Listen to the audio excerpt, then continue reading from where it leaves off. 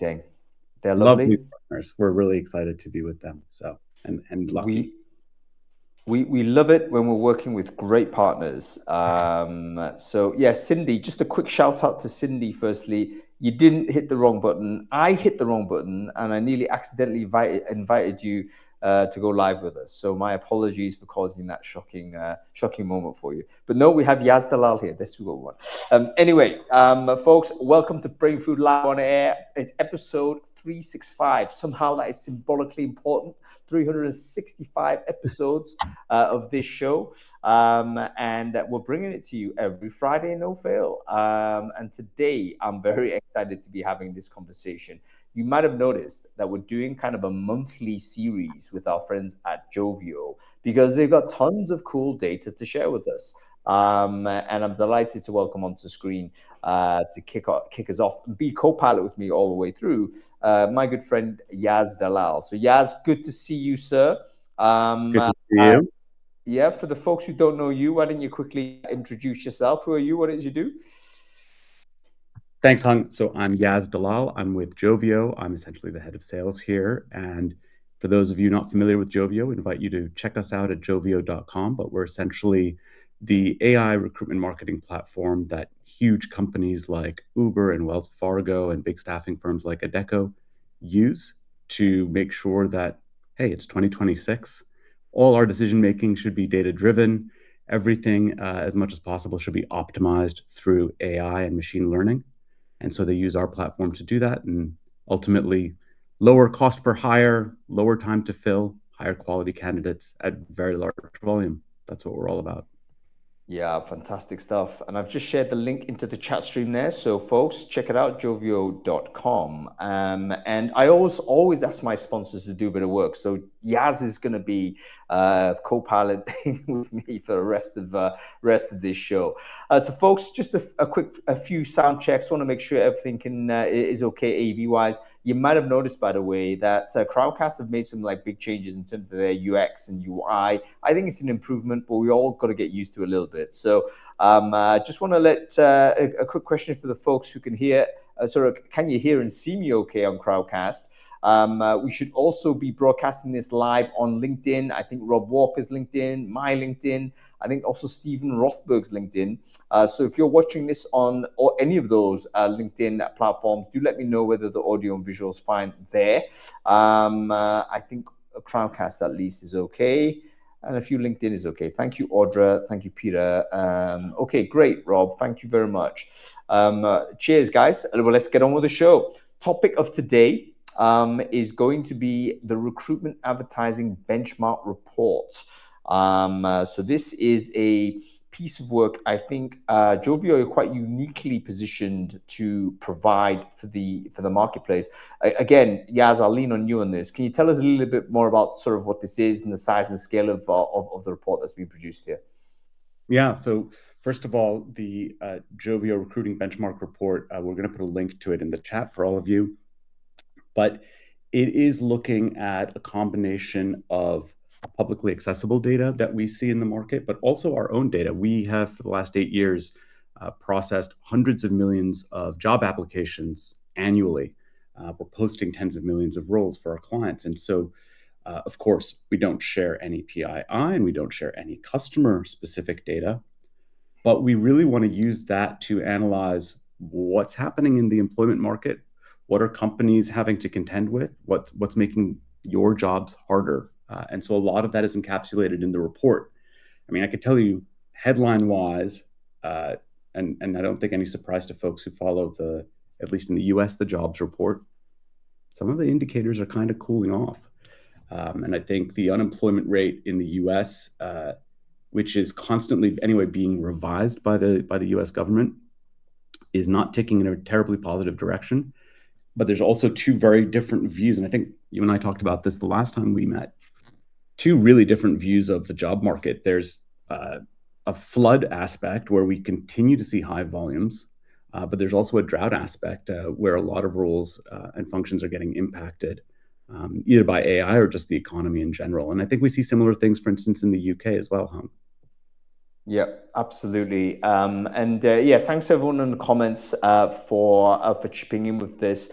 Stephen Rothberg, the U.S. labor market report for February came out a half an hour ago, and it stays the same. But we lost almost 100,000 jobs, and I think probably the biggest news on the jobs revision was just a significant revision down, wasn't it? I think it was a record revision down a couple of months or so ago, and it basically made a pretty stark assessment to say that the US economy didn't actually add any jobs on aggregate for about a 12-month period. So we're not looking in great shape. Of course, same story we can say in the UK. Job postings, I think, have gone down.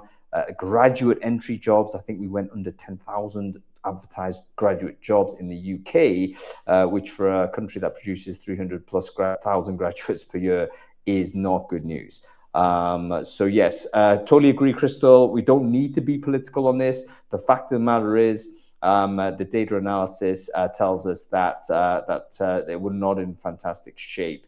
And I think we can all get that through lived experience. We're recruiting in the market, right? So we have volume applications. I think a lot of it is through automation, but a lot of it is also through hyper motivated job candidates that are now, in a situation where they're economically precarious. And if you need a job, you're going to just go and try and like get as much applications out as possible. So there we go.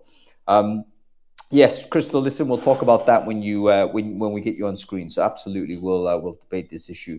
But Yaz, let's just share the report on screen and just flick through a little bit. I think it's okay to go through. I can do it. Have you got anything you want to show, Yaz, or should I just share the report as is and we'll just talk through real quick some of the main points? I can show what I've got in front of me. Give me 1 second. By the way, as people think about the Bureau of Labor Statistics, even though it's dry, bls.gov, is really concisely written, and so anyone who wants to dive into it, and to Crystal's point, avoid the political stuff and commentary in the media. The BLS actually does a really good job of explaining things really clearly. And I'll also say that here we go. I'm going to just share my screen here. I will also say that the easiest way, in my mind, to think about which jobs or roles are least likely to get impacted, even through any sort of economic downturn, is just reflect back on COVID. They were called essential workers for a reason. And, even in the BLS report from this morning, transportation and warehouse and healthcare, not really massively impacted. In fact, they continue to be most consistently positive in terms of either staying neutral or growing. And whatever healthcare dip that they saw in February is largely attributed to strikes, not to people actually leaving their jobs. So I always like to think back to COVID. Who were the people who were actually forced to keep working and showing up at their job sites? Those essential workers tend to be, I think, the ones who are going to have the least risk in this economy. Yeah, it's a really good point, and it's also a point that we're going to talk about because there's been a consistent demand for those essential workers throughout all of the ups and downs of the economic narrative over the last 5 years. Healthcare workers, that was a crisis pre-COVID, crisis during COVID, crisis today. Basically, not enough healthcare workers, and more illness, more old age. Societies are aging. And that goes the same with things like sanitation workers and people doing those types of work as well. So where I think we end up becoming, I wouldn't say fixated, but where we start sort of leaning into this concept of job growth, job non-growth, is typically white-collar knowledge work. And that I think is the area where we've had real issues. But anyway, let's sort of expand your screen here. I'll do that now for us. Folks, can everyone see sort of what Yaz is showing in front of us now? It looks like a bar chart on applicant growth. Let me know in the comments whether you can hear and see us okay. Vignesh, yes, you can ask questions. Just comment on LinkedIn. We're going to get to those. Okay, Yaz, talk us through this. What are we looking at? Applicant growth I'm seeing November 2022. This is a very specific metric. And the reason I want to show it is because there's a lot of data that we have in Joveo that you can find elsewhere. I thought, what can we share that's maybe unique to us behind the screens? And this is about the number of applications per job.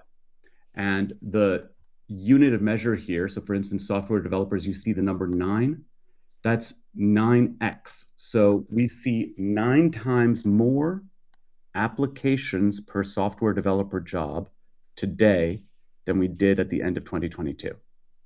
If you think about end of 2022 as kind of the beginning of the post-COVID era, today there's 9 times more software developer applications happening. Now, is that because we over-indexed on the number of people who pursued that profession, and now are they threatened by AI? I don't have a speculation around that.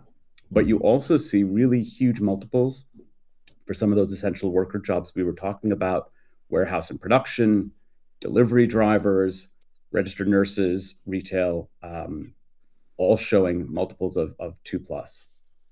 Right. Super interesting, Yaz. Let's stick on the software developers for the time being. That tells me that the narrative is like the narrative I'm reaching for here is that in 2022, we had low numbers of job applications on software developer jobs because simply software developers had so many opportunities that they had no need to apply for jobs.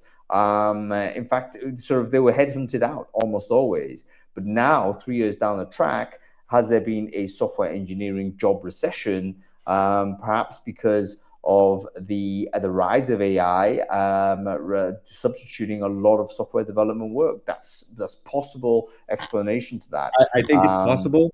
My explanation at the beginning was also trying to sound intellectual. I think yours is also really cerebral. It could also be some of the reasons that I just put up on the screen. And I read an article yesterday that said the word of the year, even though it's only March, should be slop, because there's slop in everything that we're getting out of AI. There's slop in what we're delivering. There's slop in the way people are eating their food. And I wonder if there's resume slop, and I wonder if there's application slop, because if you look at these 3 vectors, 1, it's easier and easier to just have a one-click apply. 2, the accessibility of having a robot write your resume or fill out a form for you is mainstream. And 3, and this is a crime that's within my space, my industry, is that many vendors, providers, job boards are optimizing for volume, because usually their commercial model is cost per application. Yep. In all 3 of these vectors, the thing that suffers the most and the fastest is quality. Yep. Folks, what do you think of Yaz's narrative there? What degree of the application increase do you think is down to these factors versus wider economic conditions and genuine apply? What's the percentage of the applicants that you receive that you think is resume slop? Let me know in the comments, folks. But let's deal with these each points, each sort of at a time. Easy apply, that's been the mantra for all recruitment technology businesses and recruiters for the last 20 years. We've been just like, okay, too much friction. Let's reduce the friction to 0. Have we over-egged it to the point where actually there's so little friction that there's now no cost whatsoever to do an apply, and therefore we're getting, shall we say, bad intent apply? Or non-intent apply, like people that just don't even know they've applied because it's the best one. The friction point is the best one, Hung, that you're using, because if you are a recruiting leader, a staffing leader, you're working with a partner or a job board, and you're paying them on a cost per application, they have no incentive to introduce friction, none. And they have all the incentive to remove. And the problem is, and I think we've talked about this in Brainfood before, is it's important to get rid of the negative friction. 100%. Get rid of things like a forced apply login, get rid of distractions or additional clicks, but introduce the positive friction that gets people to self-select out if they are not qualified or if they are not quality. And it's a tough choice for a vendor or a partner to introduce that positive friction, because by definition, the number of applications should go down and they'll make less money. And so it's One of the strange things that we say to a lot of our clients is we want you to spend less. Spend less. We want to deliver fewer, but much more high quality applicants. And it sounds Yeah. counterintuitive, but that's ideal. No, but what you mentioned something I want to also underline here, Yaz, which is the kind of companies in the recruitment and advertising technology space have also optimized and measured themselves on the success of numbers of applications in. Again, remember, teleport back 5 years or so ago, war for talent era, no one could hire anybody. The easy measure was actually we can get you more applicants, and it was all about opening the top of funnel. World is different now, and how we open the funnel too wide, and everything is coming in. So yeah, super interesting on that. Okay, so we can see there's applications sort of flying in, certain roles are flying in, but that's not the full story, is it, Yaz? Because there is this, a flood versus drought narrative, which I think is also very interesting to explore. So I wonder whether we could take a look at some visuals on this. Yes. Let me just move to that section. I think this is what you were talking about. So on the one hand, basically the market is not a monolith. And so on the one hand, we've got those folks who, like us, like probably most of the folks on this call, who are metaphorically wearing white collars, probably in their living room, like I am, and still able to do their job. And so you've got that on one end of the market. On the other end, you've got the essential workers, the frontline people, the people who require a license or certification to do their job, whether that's a commercial driving license, that's a registered nurse certification, or some other sort of accreditation that allows you to be a security guard or allows you to work with food. Two completely different markets. And it's not fair. It's not a white collar, blue collar thing. It is, do you have to work in the place where your work takes place versus can you work from anywhere? And the drivers for both those markets are different. The requirements are different, and the number of opportunities. And not our topic today, but later today I'm going to post on LinkedIn, and I'm sure a lot of you already have seen this. Anthropic released, I think yesterday, their perspective on the impact of AI on jobs. It's very nuanced. It's not apocalyptic, but they have an excellent spider chart that shows jobs that are going to be most impacted near term by AI and jobs that are not. It's literally these two segments. And the one on the left is the most heavily impacted. Yeah, folks. And by the way, that Anthropic document is going to be on Brainfood this Sunday, but I'd recommend you just go and download it now and take a look. I think that radar chart is probably going to be one of the canonical images of 2026. And you can map yourself on it, basically. And it does kind of describe, where the impact of AI is going to be felt most. Is, of course, in any job that is typically staring in front of a screen and typing into a keyboard.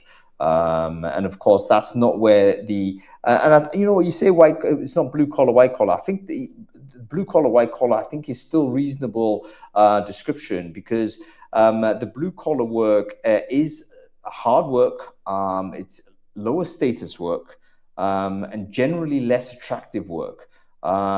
Which is why essentially most people, I remember it's not so long ago where, parents and educators were coaching everyone to say, go into university, go to college, get a degree. That's your path to middle class. And for 30 years or more, that was the case. The question now for the generation that's just done it is that the case? And has the world changed to the point where it's no longer the best pathway forward? Okay, let's take a look at this. What are you showing us here? The split. It's a deeper dive into the fact that we've got two different markets, two different types of talent pipeline conditions, and at the same time, and yet for both these segments, the tools that we have, if you're a recruiter or a sourcer or leading a TA function, the tools and platforms are the same. And I think that also is something that has to change, that the way we source for candidates across these two different segments has to be different. The high intent folks, the expectation we have of people who are what we used to call active job seekers, those high intent folks, the way we attract that talent is by definition is going to be easier. For the low intent, high quality, least likely to change their current gig, that requires a completely different approach. One, you're pushing jobs out to them, they're going to apply. The other, you have to pull them in. And the type of magnet that you use to attract them has to be more nuanced and more thoughtful and require greater investment of time and effort. Yeah, really good. And Crystal, I get what you're saying, and I do tend to have the habit of speaking without nuance. So please do correct me on this publicly. However, I'm going to roll out another generalization for you. Is what we're saying essentially blue collar, that is advertise, get inbound, and white collar, that is don't advertise, source for that, and it's all outbound. I mean, if you want to take a broad brush at it and do it that way, what does that look like? I mean, perhaps the recruitment market has always been bifurcated in this way. So yes. Anyway, let's crack on because we're going to bring Crystal on in a sec, and she can tell us directly what she thinks, as well as Alex and Modiara and anybody else who wants to join as well. But Yaz, in fact, we can do this right now. Let's give it a go. Okay, Crystal, I'm going to see if I can. Oh my God, how's this? Bear with me, guys. I once again have a bit of feedback for Crowdcast. It should make it easier to invite people onto screen. But let's do that. Mo, I've just sent you an invite. Crystal, you're about to get an invite. And Hung, did we still want to bring my colleague Ashley in to show? I totally forgot. We do want to do that. Let's bring Ashley on here. I do beg your pardon. You might notice I'm not particularly well organized. But here we go. You're fine. Yeah. So Ashley, I've just sort of sent you an invite. Do come on. Oh, we've got a bunch of people here. That's okay. Hiya, Mo.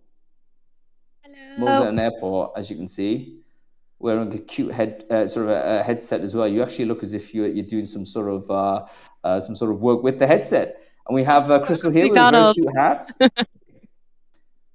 Great to see you, Crystal. Oh, you're on mute. It looks like. Crystal, I think you're on mute, so see if you can do something on that. And we have Ashley here as well. Ashley, can you hear us? I can. Can you hear me? We can hear you great. Okay, no worries. So listen, I've got the order wrong a little bit. So Ashley, so Crystal and Mo, bear with us. Ashley's going to share screen, I think, and show us something that Joveo have just rolled out. And Alex, I'm going to bring you on in a second, okay? Okay, Ashley, go ahead. All right, now we're going to test my new platform capabilities. So here we go. While Ashley's getting set up, I'll give a quick introduction of her. She's someone I've worked with for over 20 years, and she's one of our solution experts, subject matter experts within Joveo, and is really the face of our services to many of our clients. Thank you so much for that. And I think I've successfully managed to share this dashboard view. So without further ado, we'll kind of jump into a few sections that we thought tied nicely to the report, starting with labor market insights that you're taking a look at here. And really the intention for this section of the analytics dashboard is to really help you understand what the labor market looks like for your jobs, both from a supply and demand standpoint, how things rank from a salary competitiveness standpoint, also the diversity of the supply available for that category and location. So this is a fully customizable section of the analytics tool. So you set your categories, you set your locations, and then in real time, this is feeding in from several sources. And the sources that it's pulling data from do vary by market. So for example, this is pulling data in from the Bureau of Labor Statistics in the US. And then the other thing that we thought was important to take a look at is the conversion funnel. So this really tells us where we need to focus, what problems we need to solve, and where automated screening or conversational AI can especially be introduced to really improve return on investment from recruitment marketing dollars.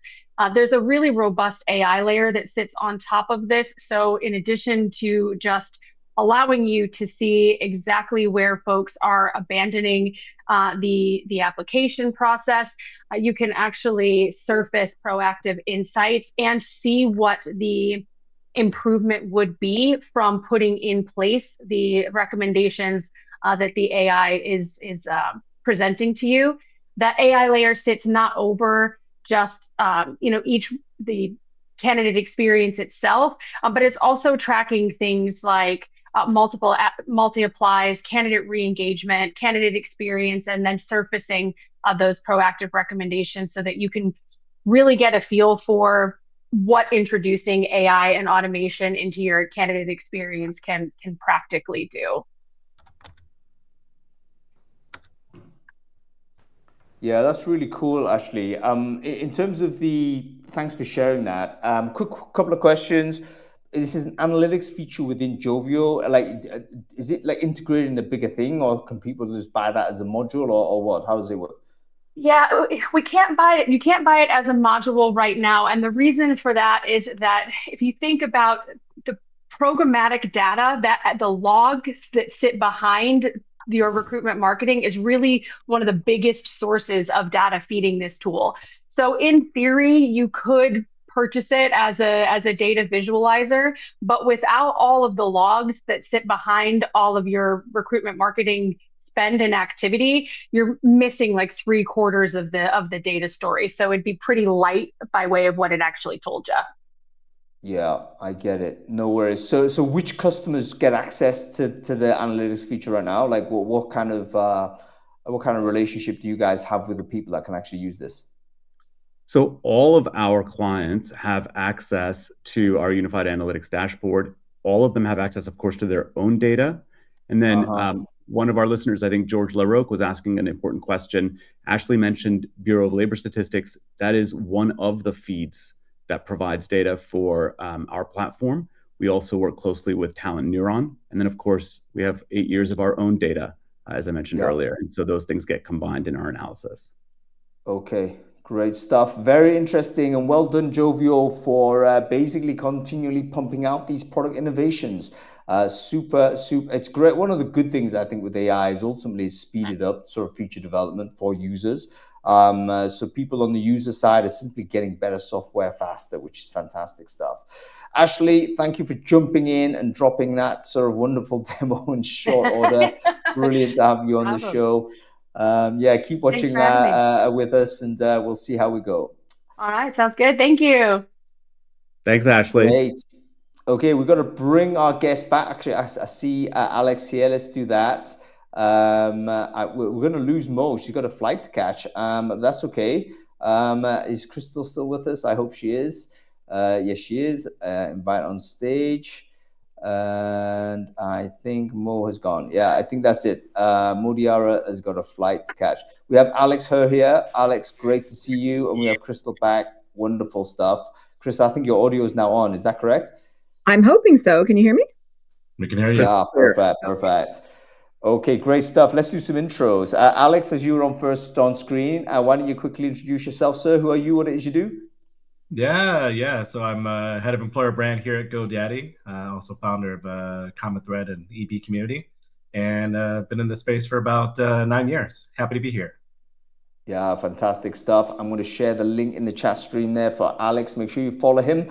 And we have Crystal Miller here as well. Crystal, great to see you. I think everyone knows you already, but can you quickly introduce yourself? Who are you? What it is you do, Crystal? Sure. So I am the Chief Executive and People Officer of GBS, and we are, well, GBS is an end-to-end from high to alumni talent consulting and marketing firm.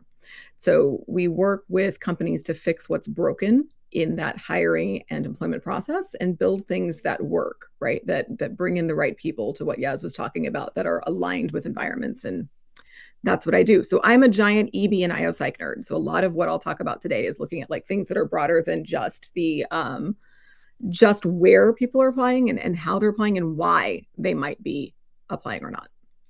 Yeah, great to have you on the show, Crystal. I've just shared Crystal's link in the chat stream there as well. Make sure you follow these folks. Okay, I think looking at the Joveo report, the two big sort of things that we're talking about here, in the first instance, is this sort of increase of applicant rate, particularly for certain types of job. And me and Yaz had a little bit of a debate as to, what was the driver behind that. How much of it do you think is sort of AI mass supply? How much of it do you think is the wider socioeconomic sort of conditions? Is there a way in which we get a feeling as to where it really lands for us? Do you have a thought on this, Crystal? What's your sense tell you? I do. So you've got a couple of different things happening at one time. So the flooded roles where you're seeing that application volume exploded. Yeah, some of that is the issue around AI assisted apply, easy automation. We have spent years, because employers wanted it that way, reducing that friction so that pipelines could expand. The focus was on, we need a full pipeline, we need more, we need more, we need more. And so you make it easier for candidates to do that. Like I remember having conversations with, I don't know if it's okay to say their name, with Appcast a few years ago of like, hey, you need that friction there because the volume isn't it, right? Like it's not just about getting everyone to apply, it's getting the right people to apply. And the easier we make this now, the worse it's going to be down the line, because all of the things that we're doing to automate is one day going to hit the candidate side too. Well, now we're here. Right. And so you've got on that one side, that flooded piece, and Joveo's data, I think, makes the split really, really clear between the flood and the drought. And I actually think it's one of the strongest takeaways in the whole report. The market is bifurcated, but that means we have to start bifurcating our funnel too. So one hiring process and one media strategy cannot effectively manage both of those realities. And that's part of the problem that I think we're living in right now. Yeah, I have really lots good. to talk about this after Alex can talk. So no worries. Really great monologue there, Crystal. And by the way, just as a little thought bubble, if the acquisition side of it is bifurcated, we're still unifying the metrics, aren't we? We still have a unified funnel at the end of the day. We still do unify, because that helps with measurements. So maybe we need to split that as well. Yeah, I was going to say that it Crystal, sort of depends on your clients, like, or who you're working with in the company, right? Like, we don't have a unified funnel because employment isn't like one size fits all. So I agree with you. Let's revisit that in a second. But Alex, let's get your view on this. On the two main points that we showed on the Joveo report. What's your commentary on this? How does your spidey sense tell you what's going on?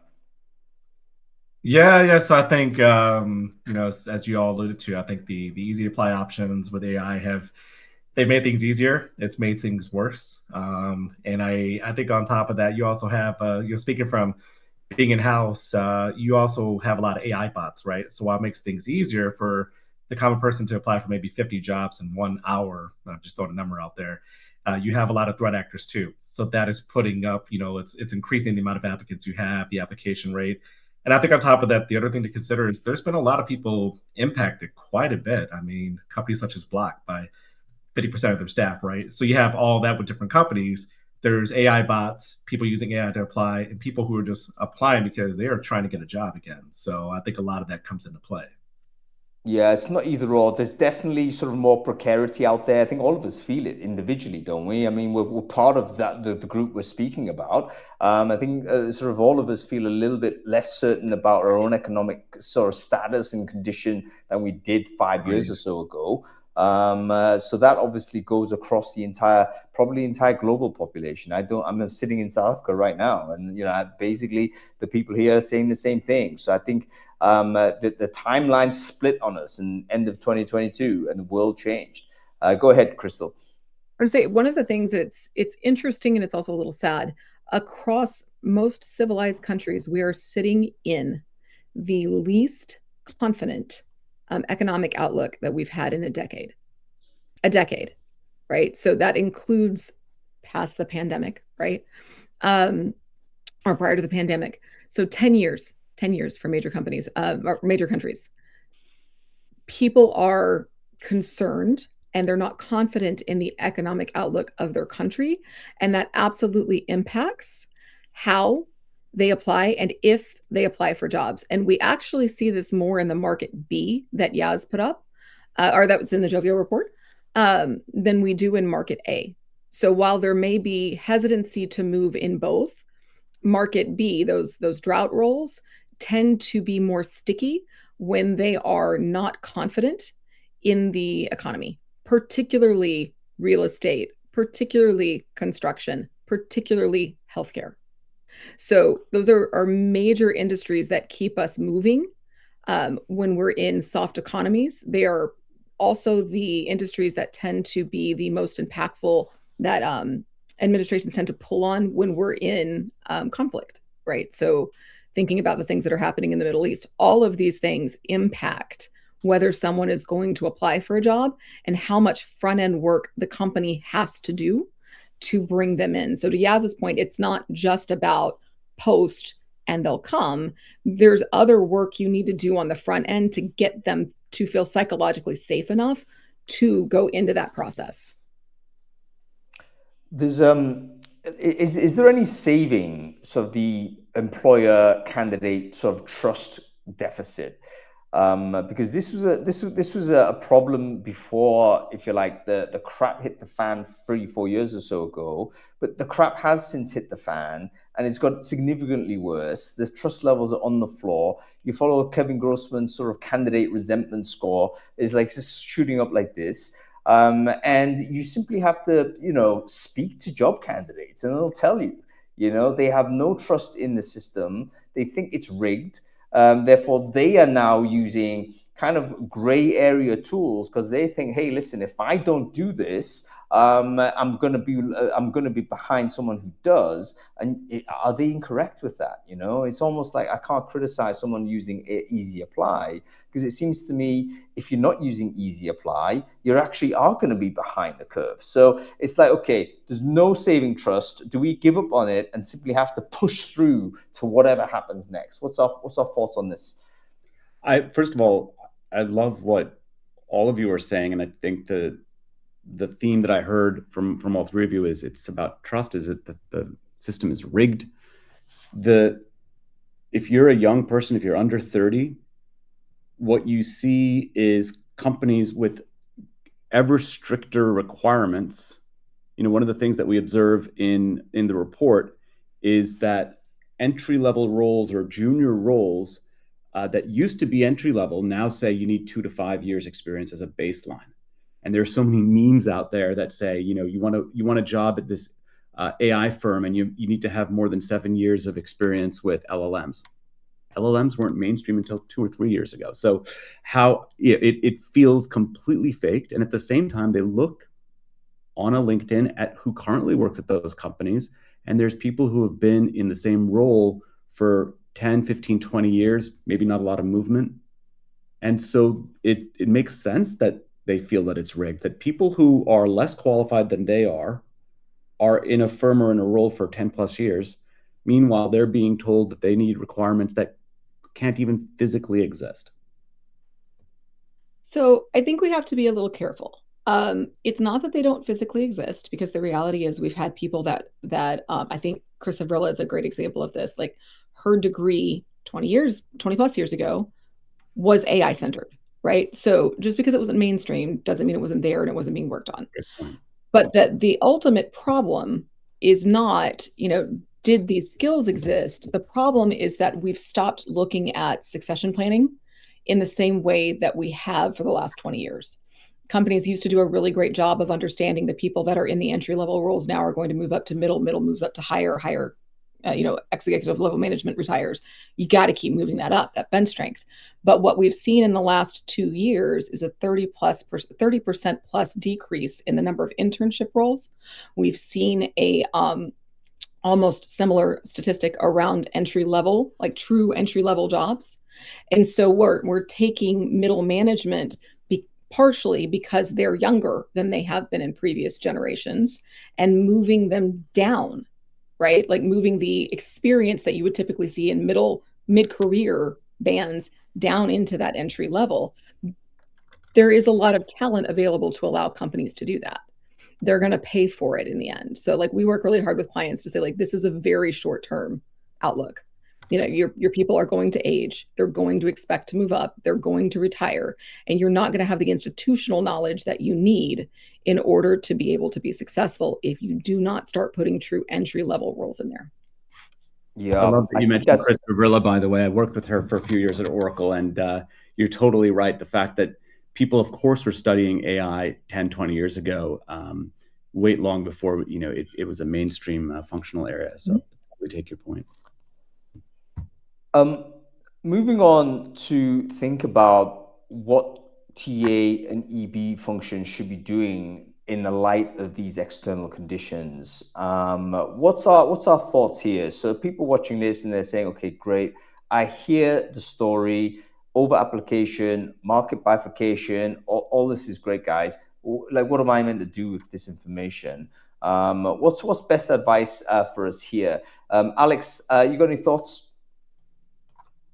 Yeah, I think one thing that we've done here at GoDaddy actually with that is, listen, like you all have alluded to, I mean, I think the floodgates are open. We're not going back to the pre-AI days. Candidates are going to keep using that. Employers are going to keep using that for their process. But we've chosen to just be very transparent. We have a page that just says, listen, you're using AI, so are we. We welcome you to do that.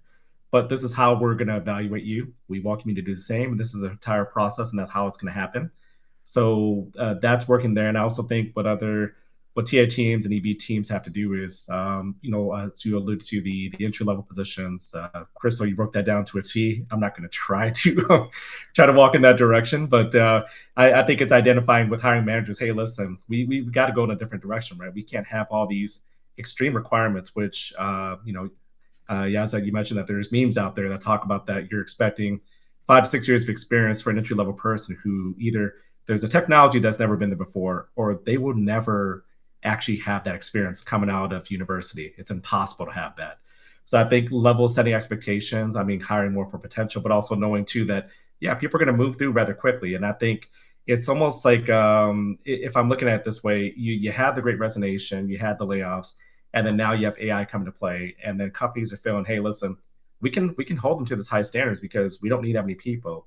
AI will come in between. And I think we're losing out on a big population of people who are extremely talented, who I think will change even the conversations we'll have, you know, next week, next year. And I think there's got to be a different way with having those expectations and just really making them more realistic and achievable.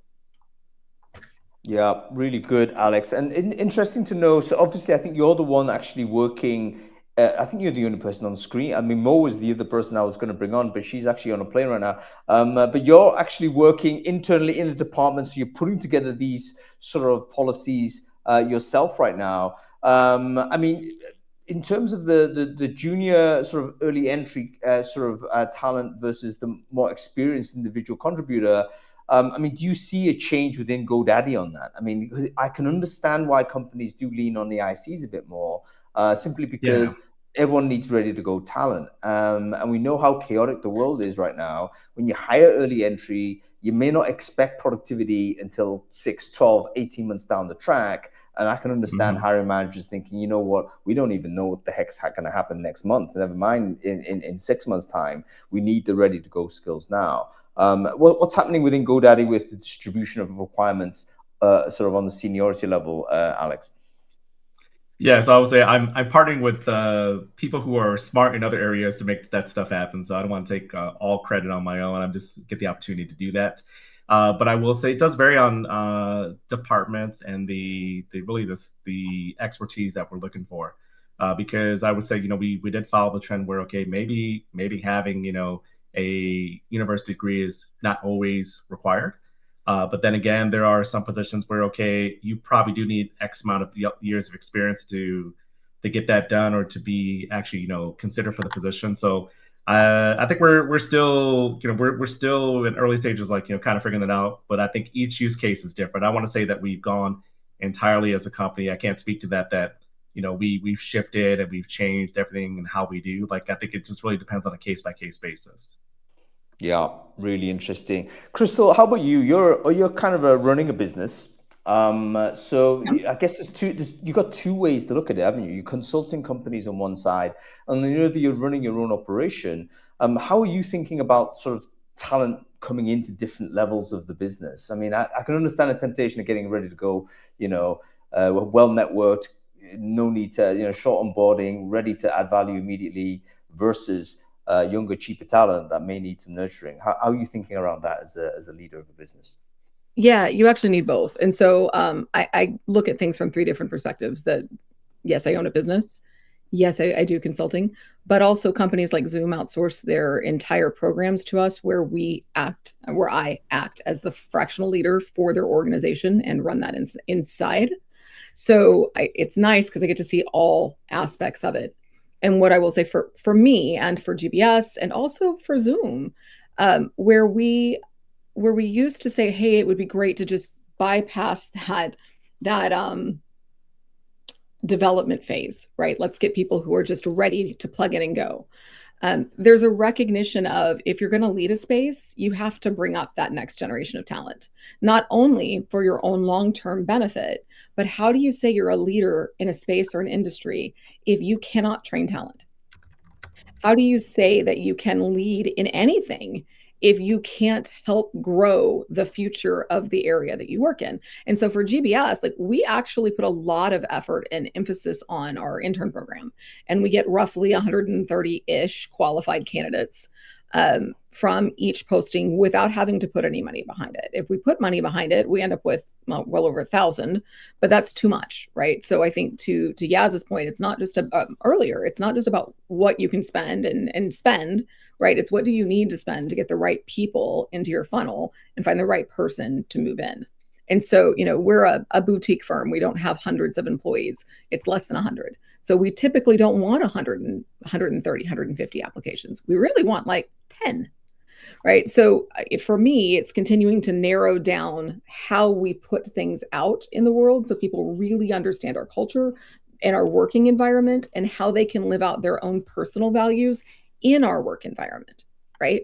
Because this idea that people care about your company values before they come to work with you is absolute nonsense. They don't at all. What they care about is how they can live out their own values within your working environment. So for us, it's sharing that kind of information and showing, not just telling, what the day-to-day looks like. So like people can go on our Instagram and they're going to see a small office. They can go on to our TikTok and they see how our teams interact with each other in a very silly way, right? It doesn't have to be super serious, but you start to get a sense of how we function. We show our virtual meetings so they can see what that looks like if they're remote. And companies need to do more of that, right? But you also then have to step back and say, where do I want to be 2, 5, 10 years from now? Not just my immediate hiring need. Because if where you want to be 10 years from now is 2x or 5x where you are right now, you have to develop that talent all the way through to get there. You do have to instill psychological trust and confidence into the people that you're wanting to recruit, especially in a market that says it's a little scary to move, right? So I don't know if I'm answering your question, but these are all of the things that we're looking at and working through for our own company, for our clients' company, for Zoom. I'm super proud of the fact that Zoom didn't have a intern program just a couple years ago, and this year they're hiring, I think it's 30 AI interns. So to develop that talent, because again, how do you say you're leading AI if you don't develop your people? All right, brilliant stuff, Crystal. I think what I'm hearing here as well is that kind of the leadership of the business has to be very proximate to the talent development and talent acquisition side. So, because you've got like super vested interest, obviously, in the business, Crystal, right? So you want to see it grow. It's part of your legacy, part of what it is you're doing. So it makes sense then to think talent pipeline in a decadal sense, multi-year type of sense. Whereas I just wonder, let's say big enterprise, middle management type tier, perhaps their thinking is not so aligned with that sort of long-term vision. Maybe they're kind of careerists, so to say, you know, they're there 3-4 years, whatever. They've got a bonus to hit. They're going to try and hit that. And then, you know, maybe they're thinking next move. And so I guess this kind of leads me to think a little bit about needing to have maybe a talent acquisition function that actually does acquire the talent without reference to a hiring manager tier. But that's another story. And secondly, Crystal, I got to stop you there. I got to stop you there, Crystal, because I need you to do 2 things for me, okay? You need to share your TikTok and your link and your Instagram in the chat right now, because everyone's going to follow that. Okay. Yaz, I need to come to you because you're talking now, obviously, to loads of clients that are confronting this problem. They would come initially to Joveo because they had the top of talent, sort of the talent acquisition funnel problem. Now they're getting overwhelmed. What's your advice? What has been generally the advice to those businesses? Is it a case of they need to continue with the advertising, but perhaps improve the screening? So that's one policy I've seen where certain companies are saying, you know what, we're going to get thousands of applicants. That may not be a problem because we've now got AI screening in place. And in fact, we can interview more people and we're still going to get the people we need without overwhelming the recruiters. Or is the advice to say, actually, no, you've got to change the acquisition strategy and maybe you don't advertise in the same way, you do more sourcing or you do more referrals or something like that? What's your advice being generally to your customer base? Well, I don't, first of all, think that it's an easy answer. Somebody in the chat, and forgive me, I can't now remember who it was suggesting that, why is this a bad thing? If AI is making it easier for candidates to apply, let them apply and leverage the technology on the employer side to manage that volume. I don't know how much I do or don't agree with that. I think to answer your question around the guidance that we're providing to the large employers that we work with is, one, understand what your main assumptions are. Does your organization believe that more applications means that recruiting people will get easier? Now, we don't agree with that. So then maybe that's a dangerous or false assumption. If you're working with sources or partners or job boards or whatever channels you use to attract talent, if the costs are going down, does that mean that hiring should get easier? Again, if it's only going down because of the volume, dangerous assumption. And one of the side effects of lower costs or lower cost per application is you get more applicant noise, but the signal quality kind of collapses. Volume goes up, but if they're not screened or there isn't some other positive friction that is separating, wheat from chaff, ultimately we're just transferring the burden of that to the recruiters who already are overwhelmed with a million menial or administrative tasks. So going from reviewing a few dozen applicants per opening to now managing 100, 200, 500, they have tremendous time pressure. They've got to make split-second evaluations on that first wave of submissions. They're never going to be able to process all the applicants. And so if your best candidate is applicant 190, no one's ever going to even see them. So I think challenging your assumptions is one. Two is working across all touch points. I think it's too easy sometimes to say, let's throw money at the problem and or let's expand our sources. But in actuality, and I like very much what Alex has done at GoDaddy, and I've seen some of the interviews you've done, Alex. What is the approach to employer brand? How are you building or rebuilding trust? How are you showcasing authentic employee-generated content to demonstrate that it's not just corporate speak? Because here's a TikTok or an Insta reel of someone who's working in your organization or in another company in a warehouse or behind the wheel of a truck. So I think working across employer brand, internal processes, leveraging AI to the benefit of the candidate as much as the benefit of the recruiter, I think it's all of those things, right? at Joveo, we do a bunch of those things, but we don't do all of those things. And I think, while it's the harder route, I think the better approach is to look at the whole strategy across all those touch points rather than just throwing money at one particular element to try and make life easier. Love that. Completely agree.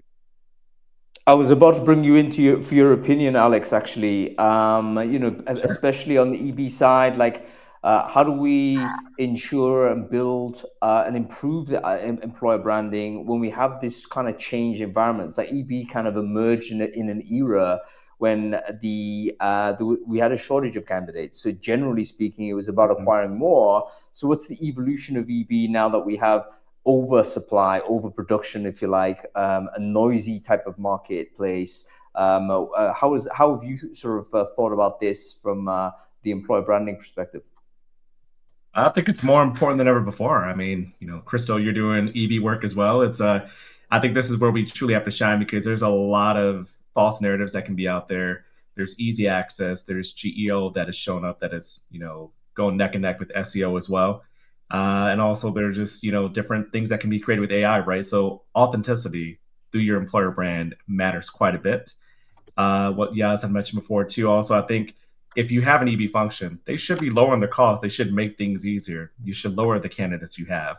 If you don't have that happening, you should probably question what your EB team is doing, the ROI they're giving you, and actually how they're making your company better, because that's why we're here and it's why what we do. I'm not just at a company to spend millions of dollars and say, hey, we're a great brand. Like, that doesn't tell me anything.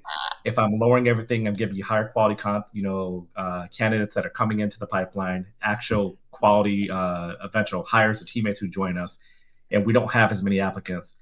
That's a plus. Like, and that, many before me have said that way before AI became so prevalent as it is this year. But I still think it's even relevant more than ever before. Like, that's what we should be driving towards. We should be, doubling down on just the ways that we're storytelling, ways that we're putting everything out there. I think it matters more than ever before. Yeah, absolutely. I think in order to cut through the noise, I mean, I was a pessimist when it comes to EB back in the early days of AI, I have to say, because I thought, look, what's happening here? Everyone's going to be able to produce the copy. Everyone's going to produce the visual, the graphics, and all this stuff. It's over for EB. But then I quickly realized that actually we're very quickly going to be fatigued with AI content. We already are, aren't we? Like, with Gen AI slopped in our brains, and we're just thirsty for authentic human kind of conversation, which is kind of why I was interested in your TikTok there, Crystal, because great that's kind of transparently promoted. It reminds me a little bit of back in the day, Stack Overflow days, where they had a live stream on their sort of company meeting. It was like nothing really interesting going on, but it was a live stream so that anybody could just check in and say, yes, this is what's happening there. And I just think that's a huge trust builder going forward. Folks, we are coming to the end of this show, so I want to just do a quick round robin for everyone who is on panel still. What's the one bit of advice you would give to a company that is confronting this market today? What's the one thing that you'd recommend they do that they probably aren't doing? Crystal Miller-Lay, what would you say? I think that employers need to recognize that this is not a labor market story. It's a consumer psychology story. And in this case, our consumers are consuming our jobs. And so to be able to properly do that, you need to relook at your UX strategy and your application process from high to hired and a little bit beyond, because the way that we've set it up over the last several years doesn't work. EB, by the way, not content generation. That is not our point and focus. Marketing can do that. AI can do that. The point of EB is not just awareness, it's alignment. And so as we look at re-engineering that UX process, your application process, we need to look at how EB is fusing the storytelling around what aligns with our organization. How does productivity work in our organization? What is the responsibility of those candidates to come in and do those things? How do you enable that so that we can move psychological safety and confidence in the stability of this employer, in the ability to be successful for these candidates. So in this market, you can get what you need.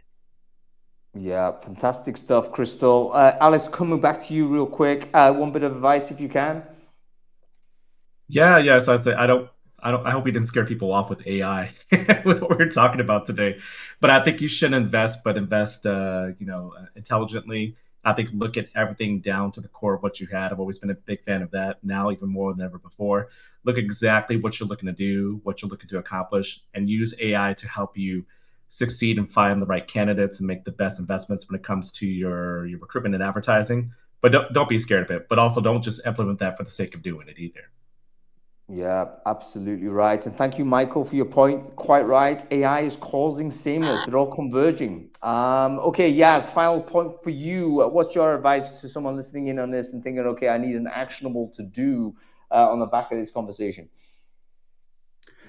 I was thinking about what my answer would be, and I didn't want to be long-winded, so I tried to pick one simple one, which might be changing the top KPI for recruiting. I think we have, over the past 10 years, got large employers especially addicted to this concept of cost per application. Probably the better measure is cost per hire, but the KPI that we see our most sophisticated and progressive clients using the most and holding us accountable for, which is sometimes the fun part of working with some of these brands, is what is the cost per quality or qualified applicant? And in other words, if you have the metrics, like Ashley was showing earlier, that same dashboard shows down funnel metrics, not just what was my cost per application, whether it was from a job board or a social media platform or some other channel, but further down the funnel, what was my cost per first interview applicant? What was my cost per offer? What was my cost per accepted? What was my cost per first day start? You can go even beyond the funnel. What was my cost per 2-year employee versus 6-month employee? That I think drives a greater rigor and a lot more attention to how your money is getting spent and how your time is getting spent. That in order to get to those KPIs, you have to focus a lot more on all of those touch points that I was describing earlier, not just volume.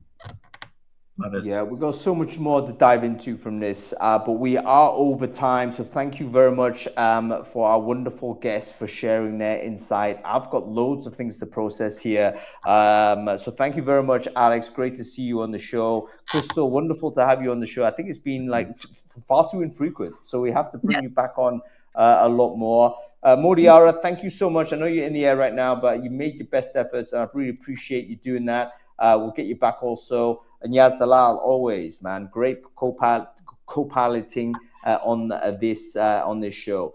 Okay, that's about it. Thanks everyone for watching. I hope you've enjoyed it. We're going to get everyone to sort of the report as well.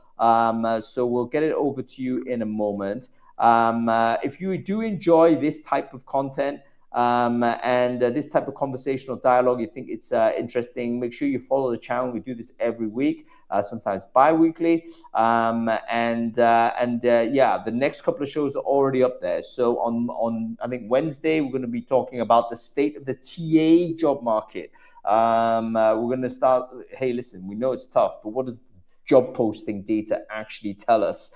And we're going to take a review of this. Should be one that everyone wants to pay attention to.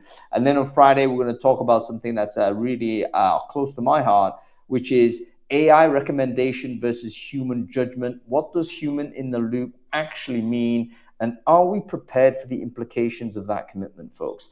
I don't think we are, but it's going to be one in which we're going to debate the hell out of. So if you're interested in those two shows, make sure you sign up, follow the channel, and we will keep you updated when we go live. That's about it. Thanks for watching, everyone. Okay, Yaz, that's it, man. Done. Thank you, Hung. Awesome, as usual. Yes, good stuff. Really good. Thank you for clicking through the slides as well. And yeah, apologies to Ashley as well. I totally forgot. So well done on stepping in and bringing her back on the show. Goodness me. Are we definitely off the platform? I just want to make sure. No, we're still live, mate. Don't worry. I knew it. I knew it. It's impossible to tell. Hello, everybody. Yeah, we're still here, but we're going to go off soon. What do you got planned? Yeah, Yaz, the weekend. Anything interesting? Give me one thing. I have to sleep. I was traveling all week, but the weekend is all about the kids, Hung. So I've got a school concert to go to, multiple sports matches, lots of things going on this weekend. That's amazing. That's the price you pay for having talented kids, Yaz. I didn't say they were talented. I just said they're busy. They're wonderful. Brilliant. Okay, Yaz, enjoy your weekend. And Yaz's kids have a great effort on the sports field and on the concert as well. Okay, that's it. We'll let you go. Thanks for watching. Thanks, Hung. Wonderful. Have a great weekend, my friend.